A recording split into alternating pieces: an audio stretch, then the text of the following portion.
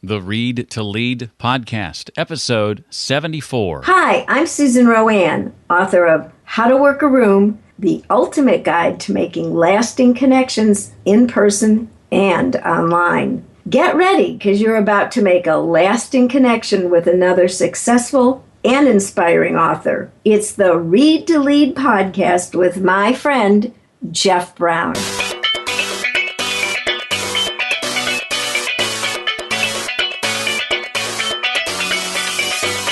I think where a lot of people go wrong is that they come up with an idea and then they immediately say, okay, it's time to share it with the world. The problem is that the idea may not be quite ready for prime time yet. Welcome to the Read to Lead podcast with Jeff Brown. Jeff believes that if you desire to achieve true success in business and in life, then consistent and intentional reading is a must. The Read to Lead podcast will not only help you narrow this ever-important reading list, but also bring you key insights and valuable feedback from some of today's most successful and inspiring authors. And now, here's Jeff. Hi there, and welcome to the podcast dedicated to your personal and professional growth. And one of the ways we achieve that each week is to sit down with a successful and inspiring author. And we talk about his or her latest book and their unique insights on things like leadership, personal development, career, marketing, business, and entrepreneurship. And in today's episode, we sit down with Dorie Clark. She's the author of Stand Out: How to Find Your Breakthrough Idea and Build a Following Around It. And I'm going to be asking Dorie about why she and I both believe that standing out is no longer optional, getting past the assumption that you are not capable of big ideas, effective ways to distinguish yourself in your niche, and a lot more.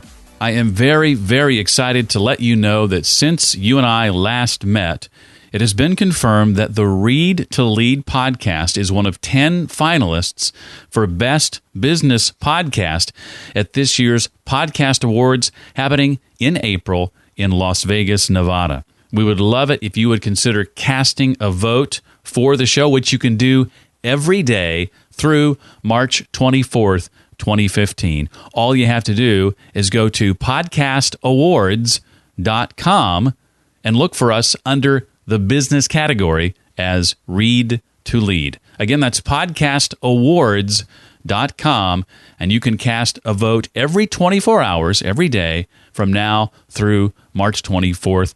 And, of course, be sure to vote for any other podcasts you enjoy as well. When you support our sponsors, you help support the Read to Lead podcast. We appreciate the help from Blinkist. They serve up written and audio business book summaries right inside their app with a couple of plans to suit your needs, including one free summary every day. If you'd like to find out more about them, visit readtoleadpodcast.com/Blinkist. We're also thankful to lynda.com, a great site to check out if you've got something you want to learn more about. Teachers from all over the country offering video tutorials for just about every topic under the sun. To find out more about Lynda, readtoleadpodcast.com/Lynda. Dorie Clark is a marketing and strategy consultant and a frequent contributor to Harvard Business Review, also Entrepreneur and Forbes.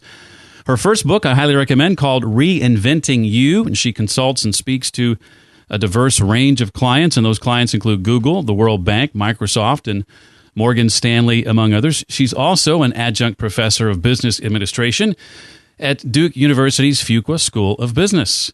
Her latest book is available for pre-order at the time we're recording this conversation, called Stand Out: How to Find Your Breakthrough Idea and Build a Following Around It. Dorie, welcome to the Read to Lead podcast. We are excited to have you here. Jeff, I am pumped for our conversation. Thanks for having me. You know what I mean when I talk about this sort of new world of work that we're facing, and I'm really excited to be reading your book. I am loving the book, and I'm glad that you are taking on this topic, because I think too few people are taking these ideas into consideration, that things are changing, and it's time to get ready for that change or else. That's exactly right. If we are not paying attention, if we are not keeping up, it is really easy for even, white collar professionals, knowledge workers to be left behind. But the plus side of that, because, that's a little bit scary and a little bit alarming, is that we have more opportunities than ever if we're willing to seize them. And so that's part of what has been really exciting for me in the process of researching and writing Reinventing You and now Stand Out. Well, the term thought leadership is referenced often and early in the book. So let's define that phrase so everybody has a context. What are the traits of thought leadership in your view, Dorie? Yeah, thank you, Jeff. So I think I wanted to tackle thought leadership head on because some people love it as a term. It's sort of a worthy thing to aspire to. Other people are a little bit troubled by it. They think that it is maybe a little pompous, a little self-aggrandizing, that it's this idea of people going nuts with self-promotion. Sort of like everybody was calling themselves a ninja 5 or 10 years ago, and now everybody's a thought leader.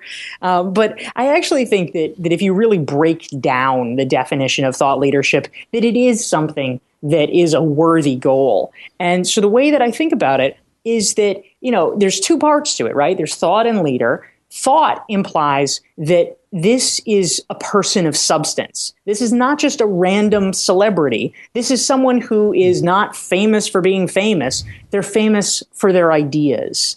And that's something that I think we need more of in terms of our discourse. The other equally important part is leader, which means that by definition, you have to have followers. Mm-hmm. It is a great thing for people to be experts. And in fact, some people said to me, well, why don't you just use the term expert? Isn't that, the same as, or isn't that a better term than thought leader? And, I'll use it sometimes, and it is a useful term, but I think it's less useful in the sense that you can be an expert and have absolutely no impact on the world around you. Because if you were stuck in an ivory tower, if you were not communicating what you know to people and getting them excited about it and getting them mobilized about it, then it's these embers are burning, but it's just gonna die with you. Somehow, if we really care about our idea, our movement, our product, our service, our cause, we have to get other people on board to become just as fired up about it. And that's where being a thought leader really comes in.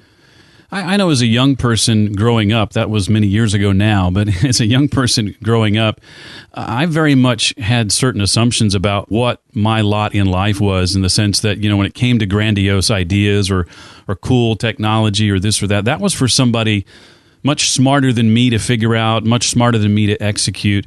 And I think that goes for a lot of people. So speak, if you would, Dorie, to the assumptions that many of us make. The big ideas, are reserved for a rare breed of people. And what are some of the steps we can take to develop our own big ideas? I think this is such an important point, Jeff, because it used to be that there really were structural barriers that made things very difficult for people. I mean, I don't want to overstate that. It's simply untrue that 50 years ago or even 20 years ago, people would have had equal opportunity to be able to do things. I remember being a teenager who wanted to be a rock star, and it was the greatest thing in the world when my parents bought a little studio time for me to make my own cassette, and that cost hundreds of dollars, and that was from some local guy named Bob. If I wanted to actually make a real record that real people bought, that would have been tens of thousands of dollars, and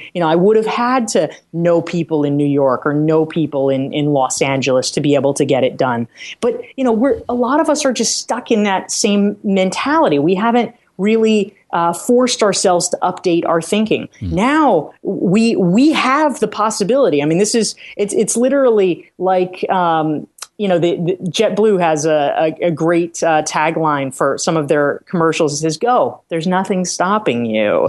And I think that it's really true that in a lot of ways it's just us stopping ourselves. We do this by making justifications, by saying, "Oh, well, that's for somebody else. Geniuses can think this up or do this, or I'm no Elon Musk, I'm no Richard Branson." But the truth is, we're not saying, "Oh yeah, you have to start a company and go to the moon."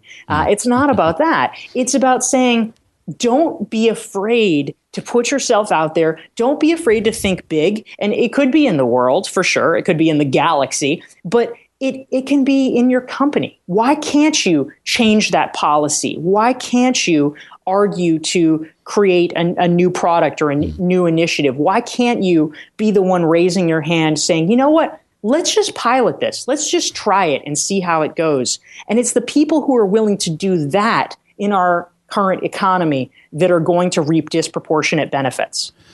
Well, there's going big for sure. There's also value in niching down, depending on your passions and your goals. And Dorie gets into this a bit in chapter 2 of the book. Dorie, what if you're not sure where to start? What would you say to that person?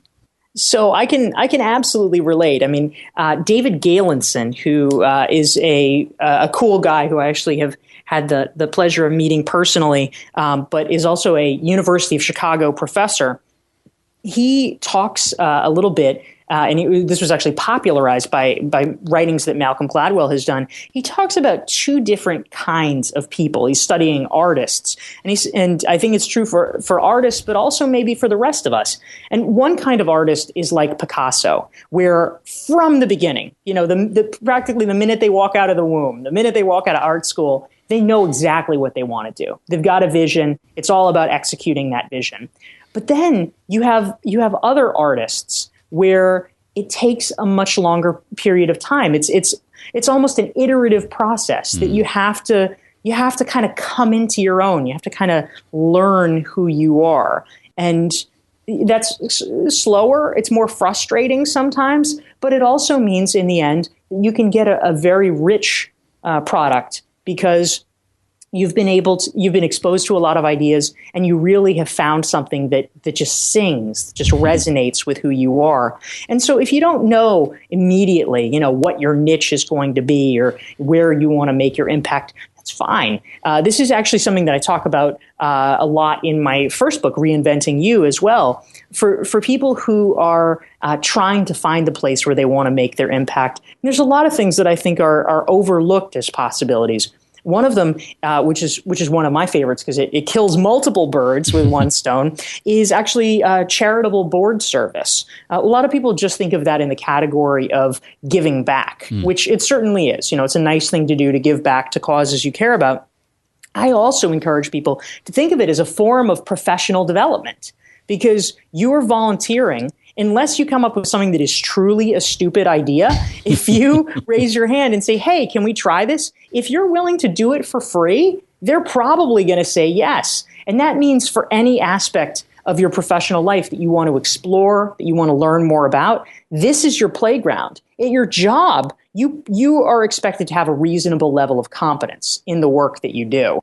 But in your volunteer time, you know what? If you say, let's start a web video series and you're no good at it and you're just learning, okay, you take the time, you get better, you iterate, and that's how you're able to learn by doing what you like, what you don't like, and build your skills so that you can then take it into other areas of your life. Well, some of us have the opposite problem. You have so many passions, it's hard to focus on one. And I know, Dorie, that was the case for you several years ago. How did you tackle that problem with so many things directions that you could go?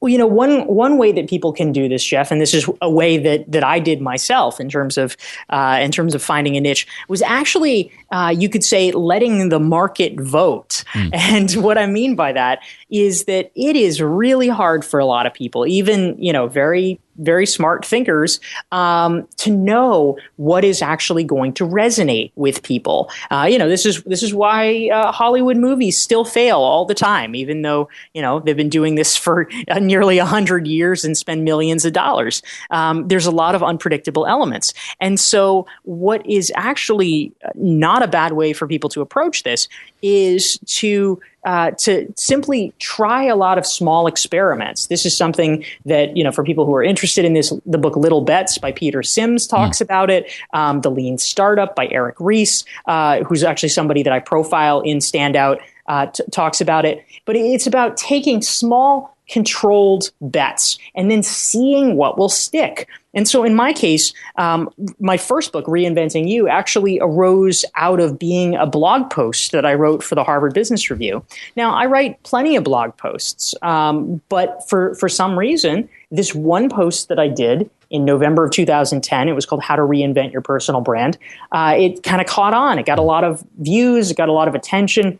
And so HBR actually asked me if I would then expand it and turn it into a magazine piece for the Harvard Business Review magazine. And I did. And when that came out, literally the week it came out, I had 3 different literary agents approach me and ask if I was represented and if I would be interested in turning it into a book. Now, this sounds like a really lucky break, but the backstory is that I had been trying literally for close to 2 years before that to get a book published. I'd written multiple proposals. Nobody even wanted to talk to me because I wasn't famous enough or they didn't like the ideas. And then finally, this thing clicked and it worked, but it wouldn't necessarily have been the thing that I predicted would work. So I'm a big fan of taking small, controlled bets or experiments. If you're more like that first group that Dorie and I talked about where you struggle with coming up with ideas, one thing you might want to consider doing is visiting a site like lynda.com. They're one of our sponsors this week. Even if it's not to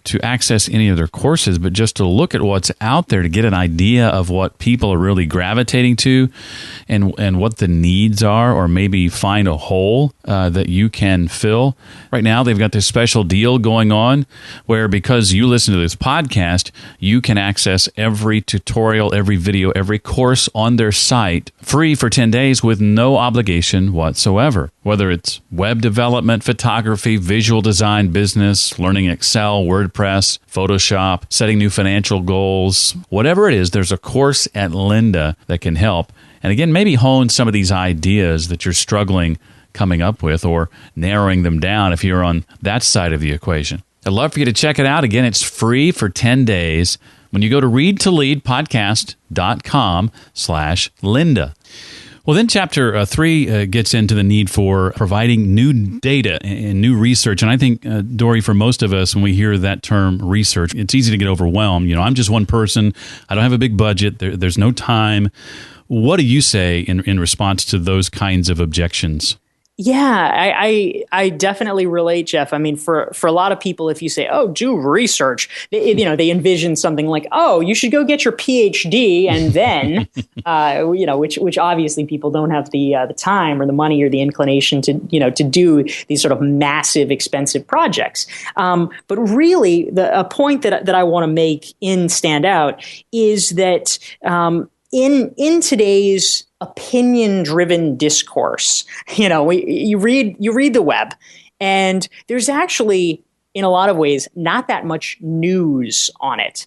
And what I mean is that if you're talking about real journalism, real information that has been independently researched, is verified, that is in scarce supply compared to the large numbers of people who read an article somewhere else and say, "Oh, that's interesting," and then they write their opinion about it. Opinion is cheap. Actual, grappling with the facts or the data or original sources is very rare because there's very few people who are willing to take the time to do that. And so it actually becomes a real way that you can separate yourself from the competition to do your own primary research. And this doesn't necessarily mean becoming a journalist and interviewing people yourself, although it could be to a certain extent. You don't even have to be a journalist, but just being a good blogger means instead of, here's what I think about Microsoft or, about Apple, it's okay, well, can you interview someone who works there? Can you interview someone who is an analyst covering them or, whatever? So there's actual data. But one person that I profile, his name is Michael Waxenberg. He was actually able to build up a very lucrative side career for himself, interestingly enough, simply by doing real estate reviews, because his family was looking to buy an apartment in New York City, and he decided he was going to make himself an expert. So he's visited, over the course of a decade, he visited more than 1,000 multi-bedroom brownstones, in the Upper West Side in New York.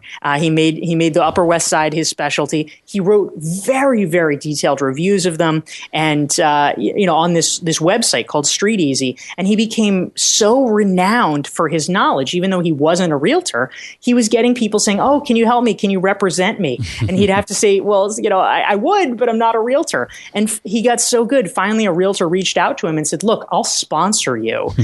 So the people came to him, but it could be product reviews. It could be, going to open houses. It could be, doing a small survey. It could be just interviewing some key people. But the key thing is to contribute something new. Don't just rehash what everybody else is saying.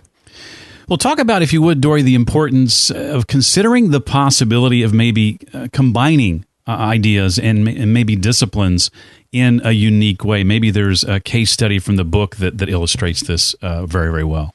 This is actually one of the most fun parts of coming up with new ideas and innovating, because if you think about it, there to a certain extent is really nothing new under the sun. I mean, it would be almost impossible for somebody to come up with an idea right now that literally the world has never seen anything like before. I mean, this would be fairly shocking because, we all grow up in a certain cultural milieu, and we build naturally on the knowledge of other people. We build on what's come before. So consequently, the reason innovation is hard is that if you're thinking of, what's the next great, tech breakthrough? Okay, well, I have this smartphone. I know. Let's make the smartphone half an inch wider. Brilliant. And it's not that exciting. It's like, okay, well, great. You built on what was there before. Lovely. But the way you can come up with something that actually is genuinely new is to combine ideas from very different fields or disciplines. So if you take smartphones and you try to say, okay, well, what can we learn about smartphones from ballet?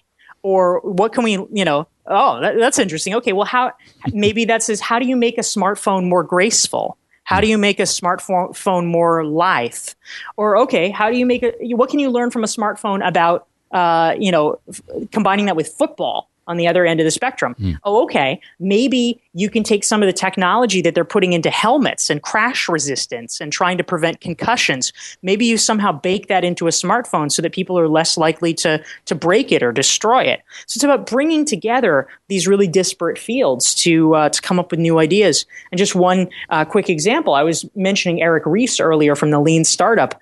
This has become a phenomenon in Silicon Valley. It's become a best-selling book. And the way he was able to do this is he literally took, the lean process, the lean method, which is pioneered by Toyota. It's a set of best practices used in auto manufacturing and other, sort of heavy industries, and combined that with startups. I mean, you wouldn't think that how to run an assembly line could teach you anything about how to run a good startup. But he was able to take these ideas, see what fit, and transform it over so that it became relevant to a new field and very, very useful for its practitioners. Well, part 2 of the book gets into a bit about building a following, and you hinted at this earlier, around your ideas. In other words, a great idea isn't of much value if no one's ever heard of it. So share a bit, if you would, Dorie, about the 3 phases you lay out in this section: building a network, an audience, and a community. Yes, absolutely. So building a following, as we said earlier, is truly critical. Your idea is not going to be heard. It's not going to have the impact it deserves unless it builds a following. And so what I discovered in the course of interviewing these folks, these prominent thought leaders in a variety of different fields, is that really there's a 3-step process when it comes to building a following around your ideas. The first step is what I call one-to-one idea transmission. The next step, and I'll explain all of these, but the next step is one-to-many. And then finally, the apex of it is many-to-many. So in the first piece, one-to-one, that's really you sharing your idea with your trusted small group of advisors. I think where a lot of people go wrong is that they come up with an idea and then they immediately say, okay, it's time to share it with the world. But the problem is that the idea, it may not be quite ready for prime time yet. You may need, some loving feedback from friends and colleagues that you trust to get it to the place that it is most ready to be heard. Also, these people have, ideas. They have connections. They can help you launch it. So going one-to-one first is really critical. Second, one-to-many is where you begin to talk about the idea with the public. This is the part that a lot of people think about when they think about, building a following. It's blogging, it's speaking, it's using social media, it's finding ways to make sure that, you're sort of waving your hand and saying, hey, here's this idea. Who finds this interesting? You're allowing people to find you. And then finally, when you have been doing that successfully, this amazing thing happens where you reach a tipping point, and that is where your communication then becomes many to many. And the basic idea behind this is that no matter how good your idea is, if you are the only person who is talking about it, it's going to fail because that's just not enough, to gain momentum. It's like having one tiny branch burning and you say, okay, yeah, now we're going to have a bonfire. And, it doesn't work. You need other people to start being your ambassadors, start being your evangelists. And so this is actually part of, this goes back to the DNA of the idea in a lot of ways. If your idea is strong enough, if it has relevance for other people such that they hear it and they say, oh, this really has meaning to me, this offers me something, then it will then be successful many to many, and other people want to talk about it. If Sheryl Sandberg's mission, if the thing that she was telling everyone was, hey, buy my book, that's great, but you're not going to have millions of people saying, yeah, buy the book, because Cheryl's so cool. That's not something that has a lot of value to other people. But if you have Sheryl Sandberg saying, you know what, women, you should empower yourselves. Here's how to be successful in work and in life. Let's have a conversation about it. All of a sudden, that's something that people can say, yeah, that's my message too. I get behind that, and then it spreads. Are you familiar with James Altucher's work at all? I am, yes. Both he and his wife have written books recently that I think make great companions to the book stand out. James is getting ready to release, and in fact, he's offering now, I think, pre-order for a book called The Choose Yourself Method to Wealth, which looks fascinating. And then his wife just released Becoming an Idea Machine. That's right. Yes. Yeah. I'm a dedicated listener to their podcasts as well. They do great stuff. Well, I'm hoping to have one or both of them on the show here real soon, because as I read what they're writing, and then as I read your book over the weekend, I'm like, oh man, this is really in my wheelhouse right now, and I'm really, really enjoying Stand Out a great deal. So thank you again for helping walk us through probably 2/3 or more of it here. Before I move on to some questions, Dorie, not directly related to the book, is there anything else from the book you want to make sure we know? Oh, I think that the last piece that I'd mentioned, Jeff, that I think is really important, is the idea that if you really want to make your ideas stick and grow, you have to think about ways to make them fun for other people. And this is one of the ways that I close the book, is by telling the story of a friend of mine named Robbie Samuels, who had this goal. He had this mission of wanting to make the nonprofit community in Boston, which he was a part of, work better. He felt like it's, there was a lot of silos. Groups didn't talk to each other, but they could, really learn a lot from each other if they did. But when he tried to bring them together, they said, oh, that's nice. That's a good idea, but we're all too busy.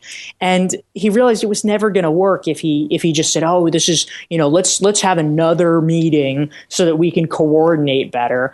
People weren't going to get excited about that.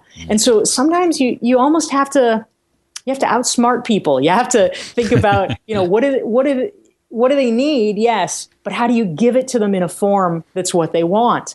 And so instead of coming up with, yet another coordinating meeting, he decided to create a meetup group. and he called it Socializing for Justice.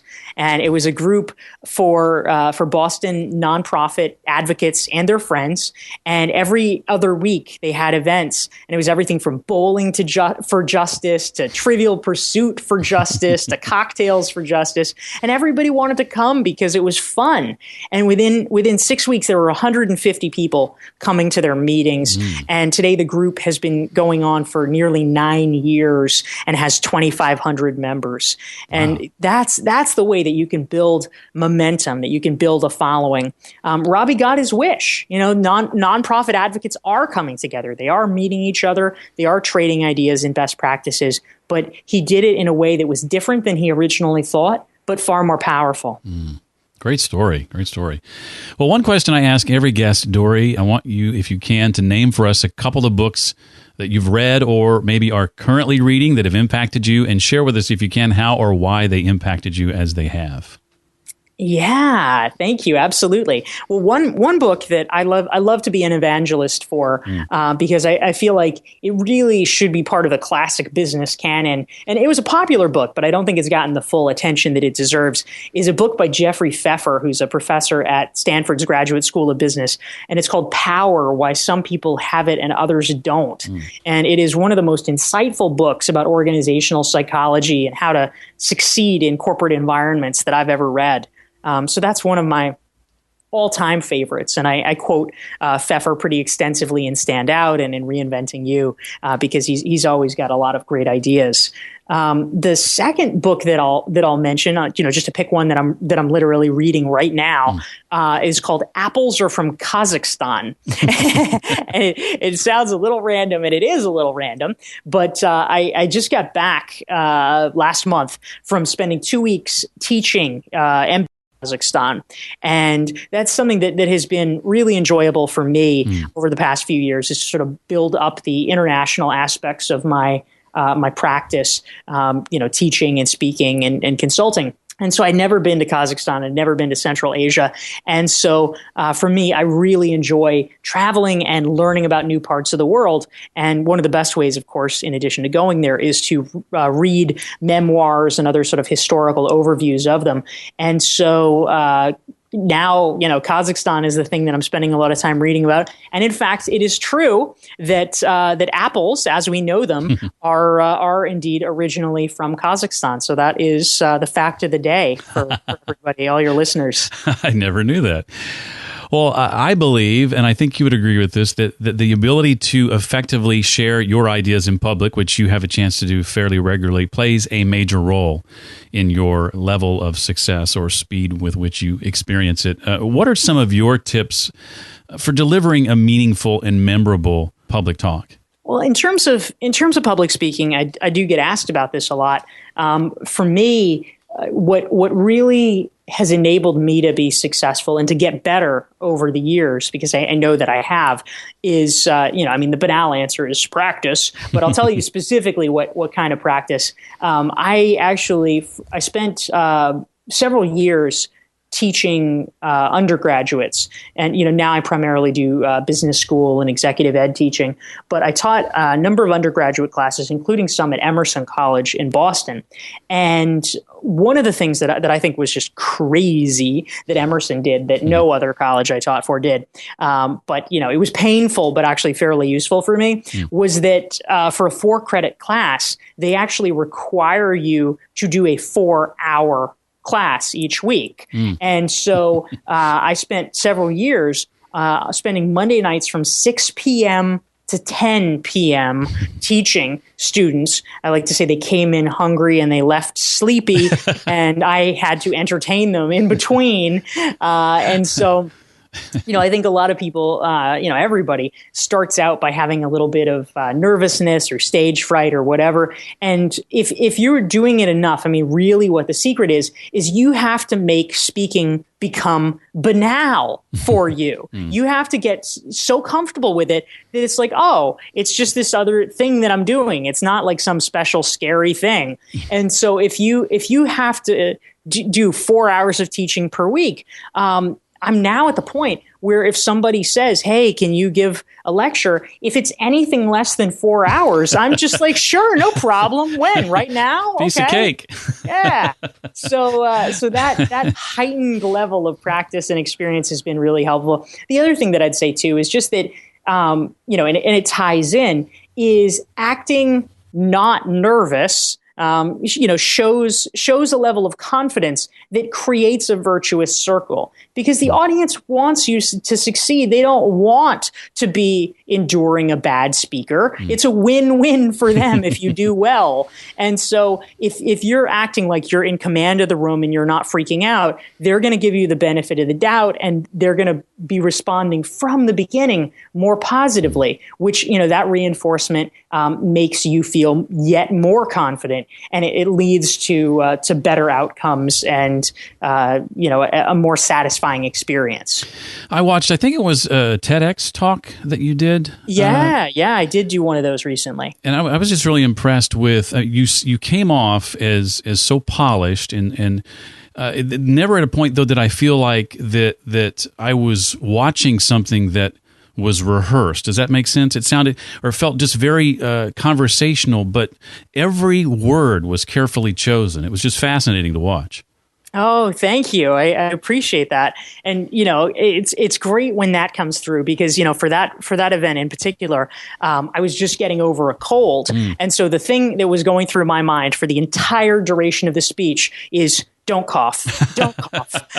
I've been sucking these menthol drops and doing everything I could because I knew that if I let my guard down, I would have this hacking fit on stage. No. And I'm like, no, you can't do that, Dorie.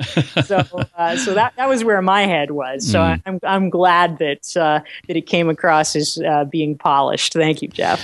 Well, 100 years from now, Dorie, what do you ultimately hope to be remembered for?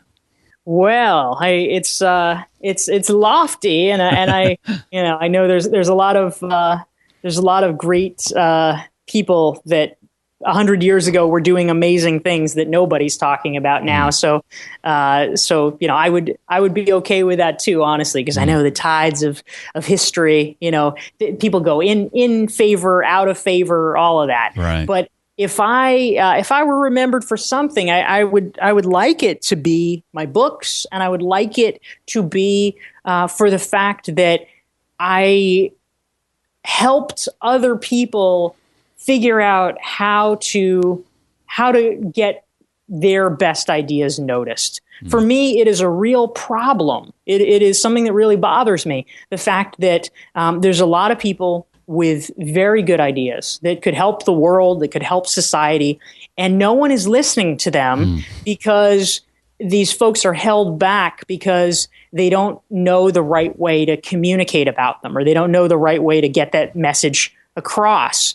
And, some people are holding themselves back because they have the attitude, oh, well, I'm not going to self-promote. That's stupid. That's just for crass people. And, the virtue rises to the top. And, yes. But I think that people have the wrong idea sometimes when it comes to what self-promotion looks like or whatever. It is not selling out to try to be strategic about how to make sure your ideas get listened to. That is part of having the idea. It's not enough to just have the idea. You also have to make sure people listen. And if you have the tools, if you're able to really do that successfully, my hope is that we will get a better product overall in society, because the best ideas, if everyone's on the same level playing field, then yes, the best ideas will win. And I want that world. But we're only going to get to that world if everybody is equally smart about using the tools of communication and, being strategic about how to present these ideas to other people so that they even get listened to from the beginning. So if I can help better ideas get heard and get implemented in the world, that would make me happy. I mentioned at the outset that while the book is not officially out yet, it is available for pre-order. We'll put a link to that in the show notes. Is it too soon to ask what's next for you, Dorie? What are you working on now that you're excited about, or is it mainly just letting everybody know about the book? Well, I actually do have a new thing that I am working on, which has not been officially announced, okay. but will be soon. So I'm happy to tell people about it so that they can maybe flag it for the future. Okay. Which is that sometime this summer, so a couple months after Standout is released, I have an ebook that is going to be coming out as well. So it's shorter, smaller, but nonetheless packed with pithy insights, and it is about networking and how to do networking the right way.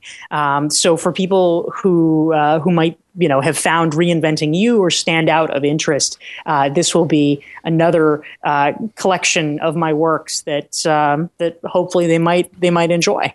I know you. Speaking of networking, when I think that word, I think of a guy right here in my town named Dave Delaney, who I know you also recently did an interview with, if I'm not mistaken, right? I sure did. Dave Delaney's great. Awesome. Well, Dorie, I feel as if we're kindred spirits of sorts because I, too, as a young person, had dreams of being a rock star, much to my parents' chagrin.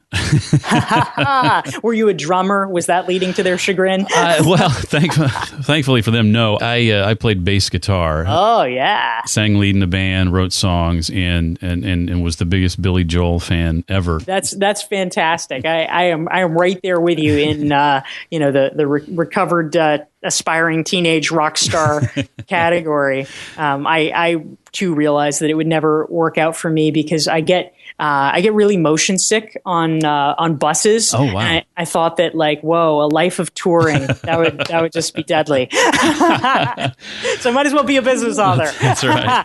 But I love it. It's kind of like being a rock star, It's like you give this, you're not singing, but you give this empowering message to the masses. So it's kind of the same flavor, I think. Absolutely. And you're on a stage. Yeah, totally. Well, Dorie, it has been a thrill to have you on. As I mentioned at the outset, I'm loving the book. I'm getting a whole lot out of it. So thank you for writing it. Thank you for sharing it with us today. And thank you most of all for your time. We really, really appreciate it. Oh, thank you so much, Jeff. Great to be on the show. I really mean it when I say I'm thoroughly enjoying this book. It is available for pre-order right now. We've put a link to it in the show notes. Consider connecting with Dorie on Twitter. She's at Dorie Clark on Twitter. The Read to Lead podcast is often a great way to kick off a conversation with one of our guests. Everything you'd like to know about Dorie and the new book, plus the resources, books, and other links that she and I talked about can be found at the page created especially for this episode. It's called the Show Notes page, and you'll find that at readtoleadpodcast.com/074. Remember our sponsors, Blinkist and Linda, readtoleadpodcast.com/Blinkist and readtoleadpodcast.com/Linda. And finally, I want to remind you one last time to vote every day now through March 24th and help the Read to Lead podcast become the best business podcast. We're one of 10 finalists. You can cast your vote starting right now at podcastawards.com. That's podcastawards.com. Well, that's going to do it for this week. I look forward to seeing you next time for the Read to Lead podcast. Thanks so much for listening to the Read to Lead podcast. As a subscriber, we challenge you to be more than just a passive listener. Become a vital member of the community. Visit us on the web at readtoleadpodcast.com. Until next time, remember, leaders read and readers lead.